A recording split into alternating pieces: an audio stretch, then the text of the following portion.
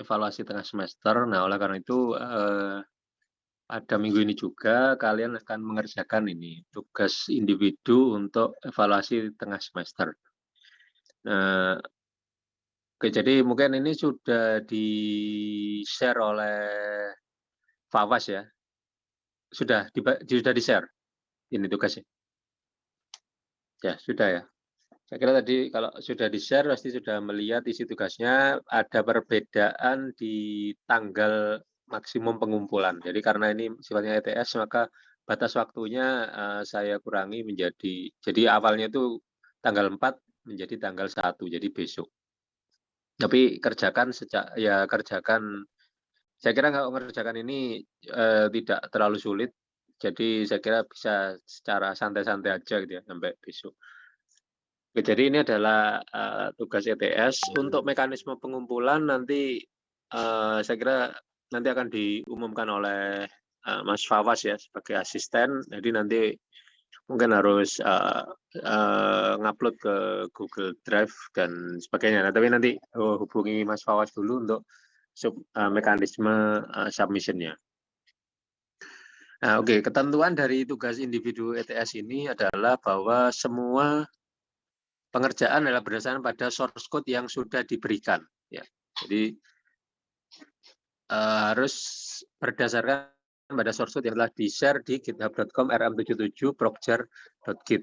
Jadi semuanya ngambil dari yang ada. Jadi memodifikasi dari yang ada. Dan lingkungan pengembangan adalah menggunakan Jupyter Lab yang saya gunakan pada waktu perkuliahan, di mana environment tersebut bisa kalian jalankan di lokal kalian dan dijalankan di komputer kalian. Ya. Jadi nanti kalau ada tugas screenshot di sini, maka itu harus ngambil dari Jupyter tersebut. Kemudian ketentuan ini juga membahas tentang pengumpulan maksimum adalah pada besok tanggal 1 April 2022 jam 23.00 gitu ya. Kalau jamnya jam 23.00. Setelah itu akan dianggap tidak tepat waktu. Kemudian laporan yang dikirimkan harus berupa format PDF ya, maksimum adalah 5 halaman dalam setiap laporan tadi. Jadi kalaupun panjang ya kalian harus berusaha supaya bisa maksimum 5 halaman. Kemudian menyertakan alamat repositori publik yang kalian gunakan untuk menyimpan kode dari ujian ini. Jadi nanti baiknya adalah kalian punya repository yang akan selalu bisa diupdate gitu ya untuk keperluan perkuliahan Prokjar 2022 ini. Jadi mungkin nanti untuk tiap tugas nggak perlu bikin satu repo, nggak, tapi mungkin satu repo, tapi satu repo tadi nanti akan mungkin punya brand atau apa gitu ya, yang mungkin akan bisa kalian gunakan untuk khusus perkuliahan Prokjar saja. Jadi bukan per tugas ada satu repo enggak, tapi satu repo mungkin multi branch untuk kalian gunakan nanti. Oke, kemudian kita beralih ke apa deskripsi dari apa yang harus dikerjakan nanti, yaitu sebenarnya ini adalah apa yang sempat saya demokan kemarin, yaitu kalian menggunakan contoh program pada Prokjar 1A dan lakukan koneksi seperti ini.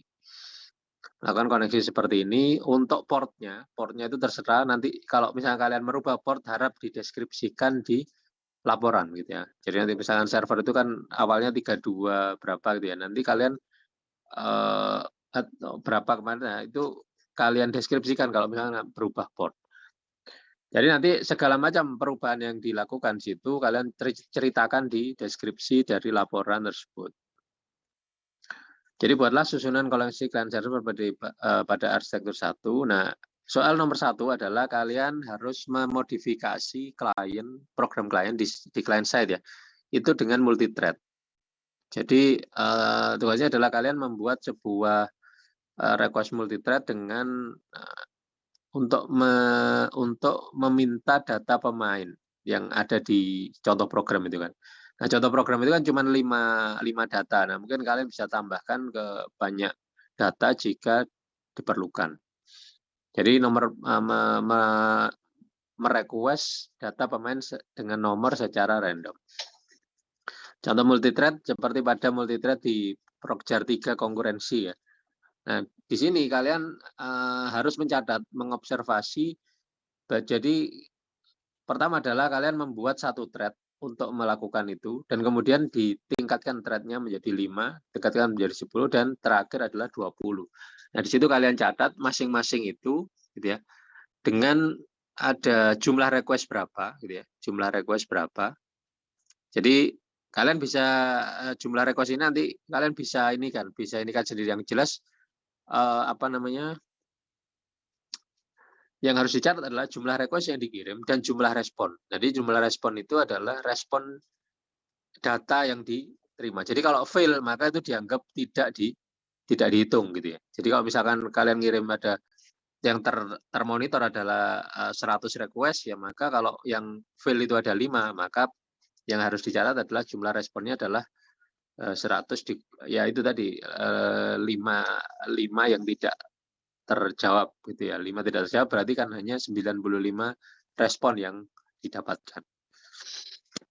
Nah, kemudian buatlah screenshot gambar dari tampilan dari sisi server dan klien dan laporkan deskripsi hasil pengamatan untuk melengkapi screenshot tersebut. Untuk nomor 1 ada pertanyaan?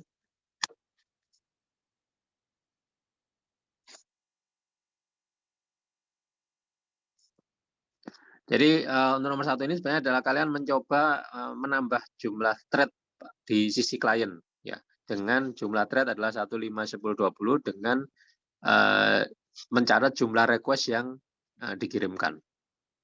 Nah, tentang jumlah request yang dikirimkan ini tidak harus sama dengan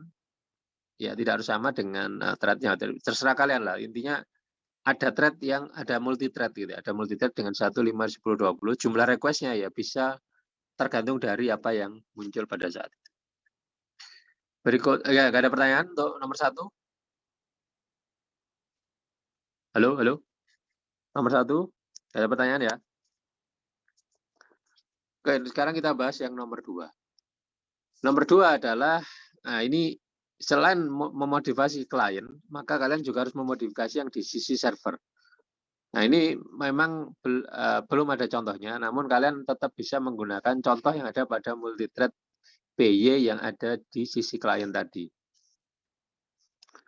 Nah sekarang tergantung kreativitas kalian dalam bagaimana mengimplementasikan thread tersebut agar supaya bisa dilakukan di situ. Nah di sisi klien sama dengan yang tadi, catatlah 1, 5, 10, 20, jumlah request dikirim berapa, responnya berapa. Nomor 2 ada pertanyaan? Nomor 2?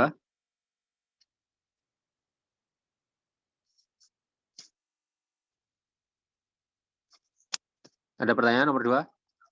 Nggak ada? Oke, kalau nggak ada, nomor 3, sama seperti 1 dan 2, ya, sama seperti 2, tapi jalankan untuk secure mode. Nah, dicatat juga request-nya berapa, ininya berapa, gitu ya, responnya berapa.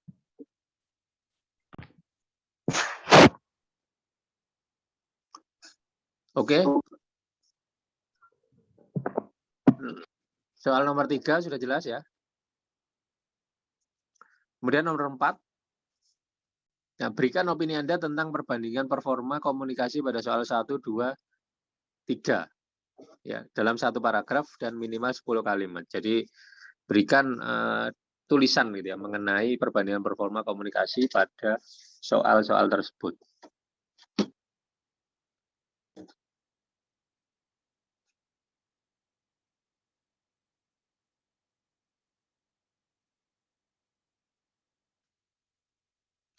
Di sini ada oke, ada pertanyaan?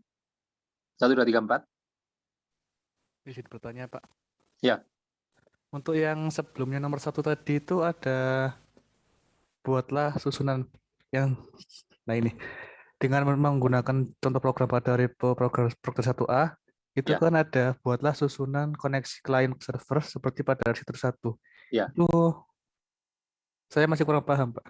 Ya, jadi ya sebenarnya kalian jalankan yang di kalau klien dan server nanti IP jadi gambarnya adalah ada server kliennya itu IP-nya berapa, servernya IP-nya berapa kayak gitu loh. Ya, ngerti maksudnya? Berarti nanti itu dibuat seperti uh, diagram atau bagaimana gitu ya, Pak? Iya, ya gambarkan seperti seperti ini aja, seperti yang ada Oh. di gambar ini. Cuman servernya kan nanti kan pasti waktu menjalankan Jupyter itu kan kamu servernya di sisi IP berapa gitu loh, kan gitu ya. IP berapa, ininya berapa, yang kliennya berapa. Oh iya Pak, terima kasih Pak. Ya. Oke, kemudian opsional gitu ya. Kalian secara opsional kalian bisa menambahkan di tabel ini adalah waktu round trip. Jadi waktu round trip itu adalah pengukuran waktu yang dibutuhkan dari klien, satu klien merequest dan dapat respon. Itu adalah opsional. Nah, kalau saya berikan opsional berarti ini opsi ini adalah peluang gitu ya, peluang bagi kalian untuk menambahkan kualitas dari report yang diberikan. Yaitu minimal adalah belum ada jumlah request dan jumlah respon. Tapi ada lagi yaitu waktu koneksi, waktu koneksi sampai data itu diterima. Opsional tapi ya, opsional. Ya kalau dikerjakan ada tambah nilai, kalau enggak dikerjakan ya enggak apa-apa.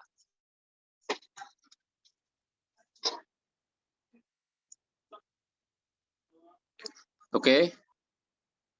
Yang lain ada pertanyaan? Sudah mengerti semua ya?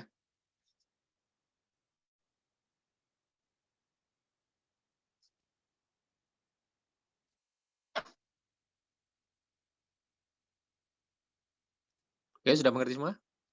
Ya, jangan lupa bahwa pengiriman maksimal adalah pada besok jam 23.00 ya. Jam 23.00 karena sifatnya adalah ETS. Kalau tugas yang praktikum itu saya kan biasanya batasi sampai akhir semester bahkan kalau itu. Tapi kalau yang ini besok jam 23. Bisa dimengerti? Bisa dipahami ya?